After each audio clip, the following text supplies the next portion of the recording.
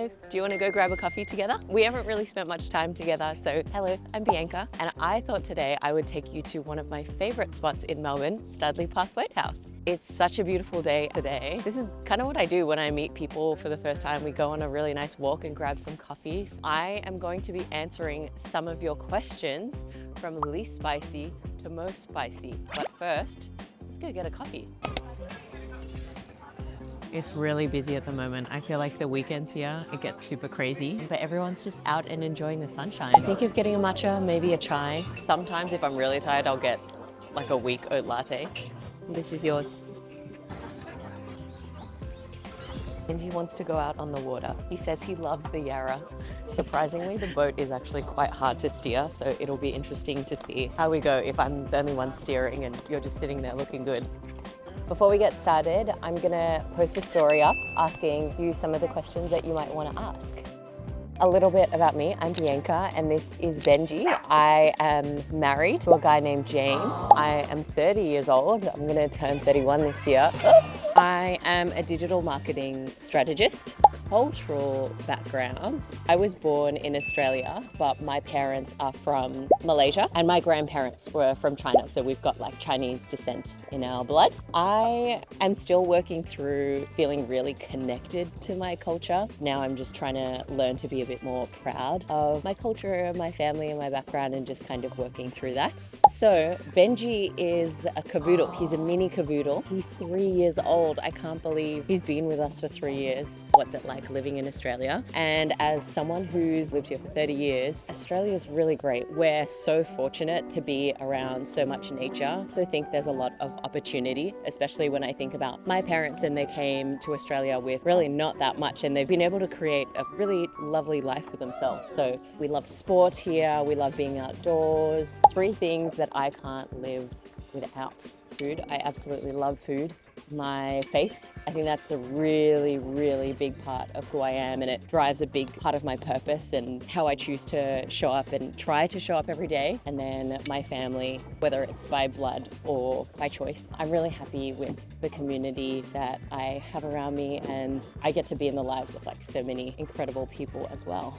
One of the questions was, are you a pro golfer? And no, I am not.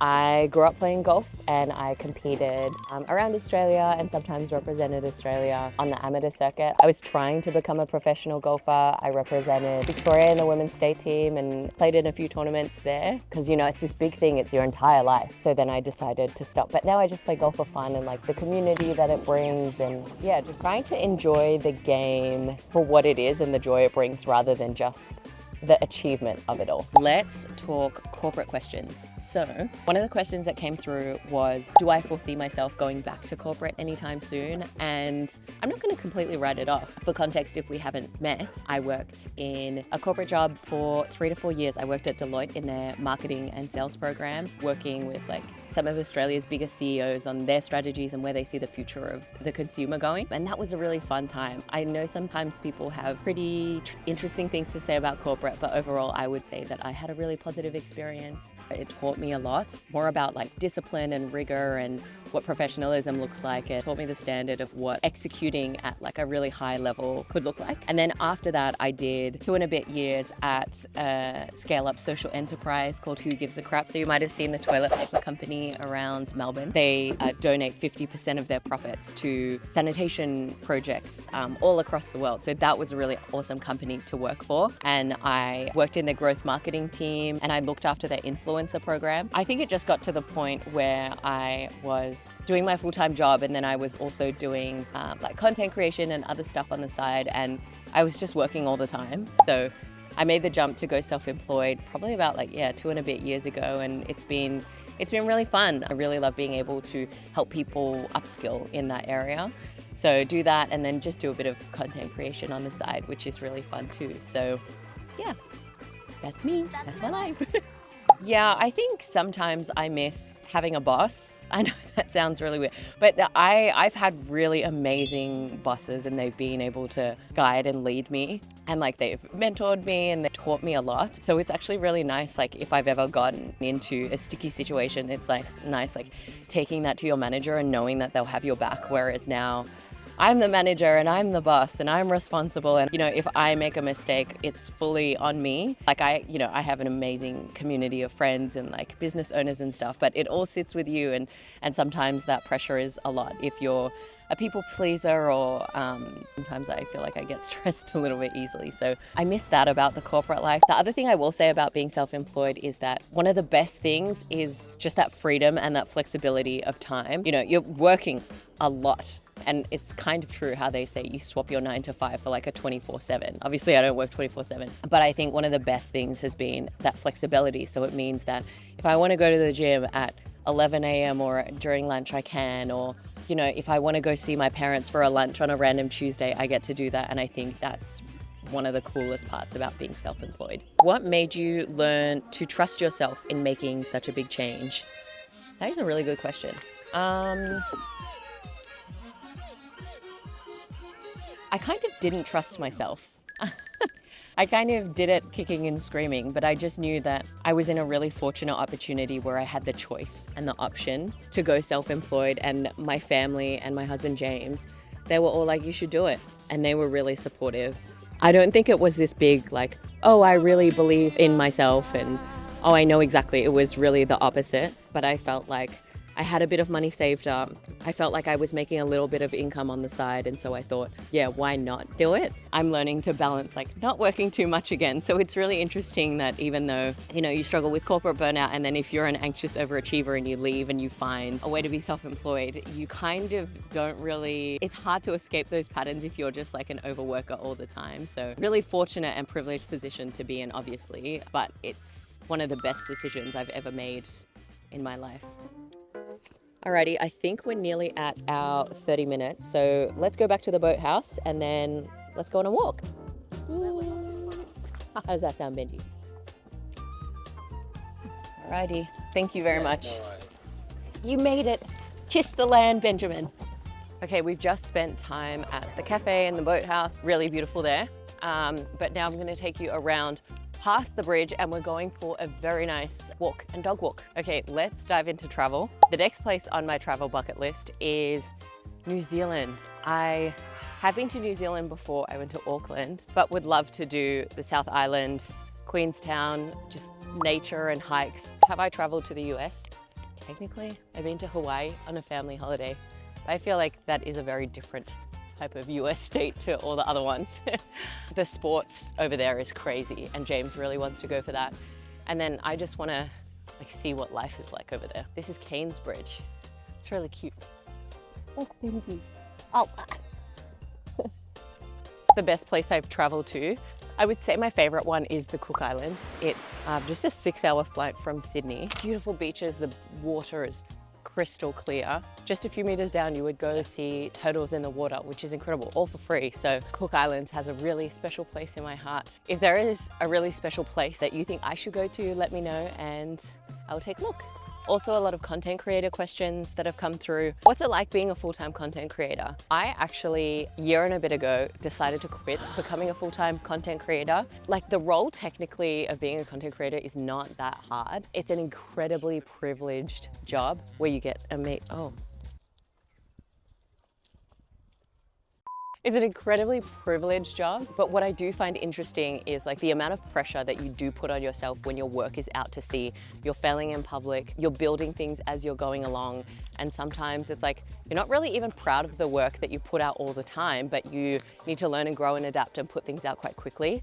And so for that reason, I think I found a lot more peace in being a freelancer. And so I went back to digital marketing. I was doing consulting instead and really, really liked the balance of doing that over just like fully focusing on being a content creator. So nowadays, some of the work that I do is really just like coaching and consulting, and I'm really enjoying like this season of the work and my career from that perspective. Another question that came through was, how do I balance like curating and creating content with partnerships? Okay, so the way that I see my platforms is that I'm creating content for a specific audience. I know what they like. They're looking for things to do in Melbourne. They're looking for travel recommendations. They want to be inspired by the stories of other people, and they think quite deeply about that.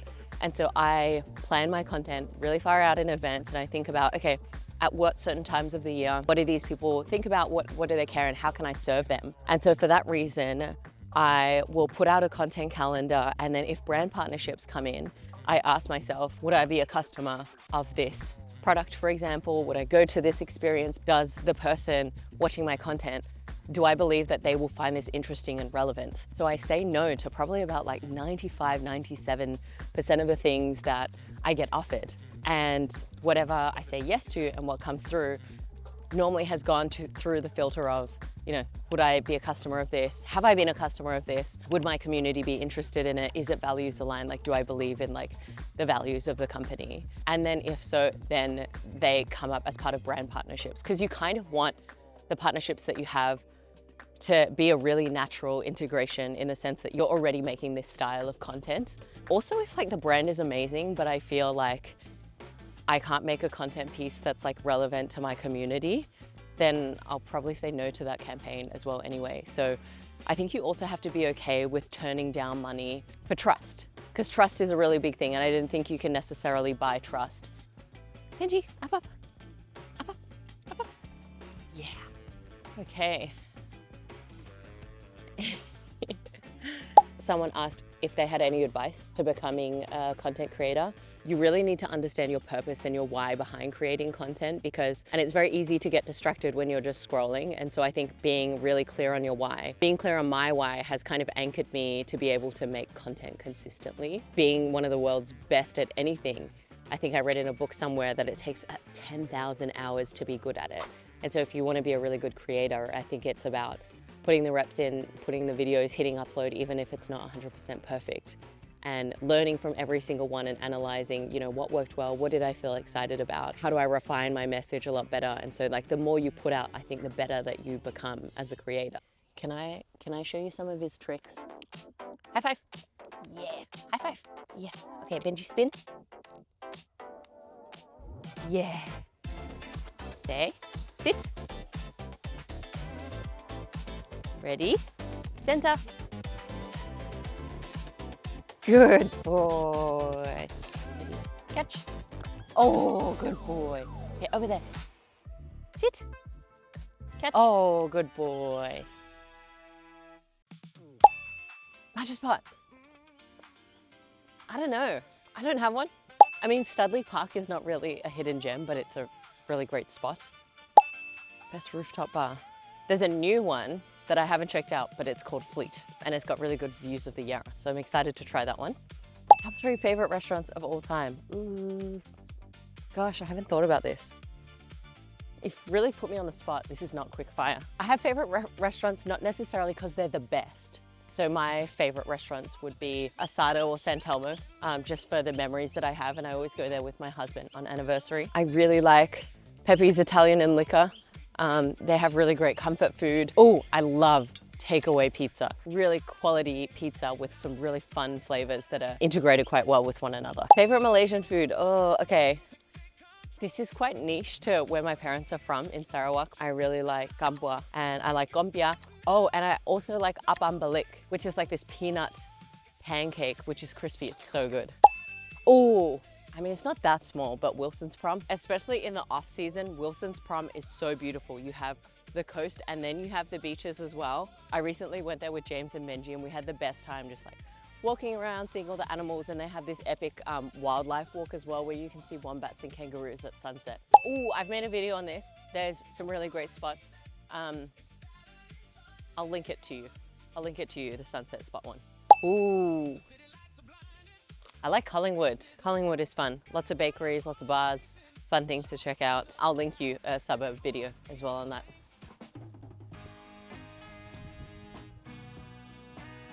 Okay, up. Excuse me. Do you know what time it is? It's spicy question time. How does your timeline look like?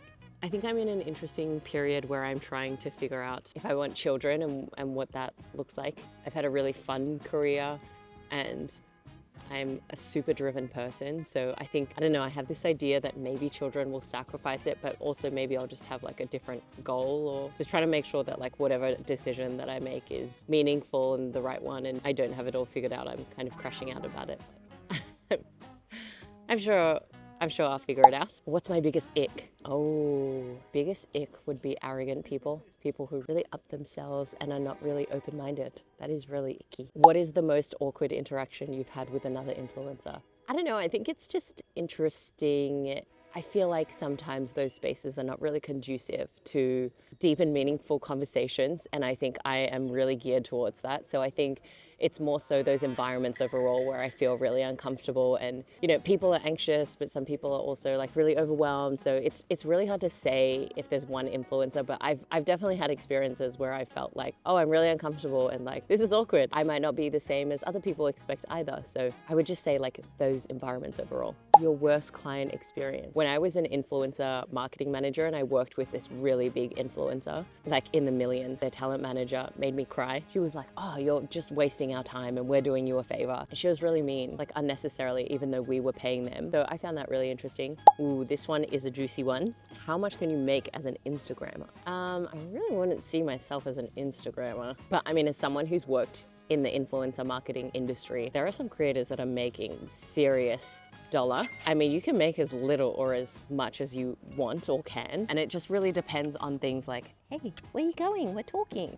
Things like your niche and also what businesses you have around it. So one interesting thing as a content creator is like a large portion of your money comes through brand partnerships. But the thing about brand partnerships is you could have a really good month and then you could have a very, very empty month. What the smart creators are doing are building sustainable business models that live beyond just brand partnerships themselves.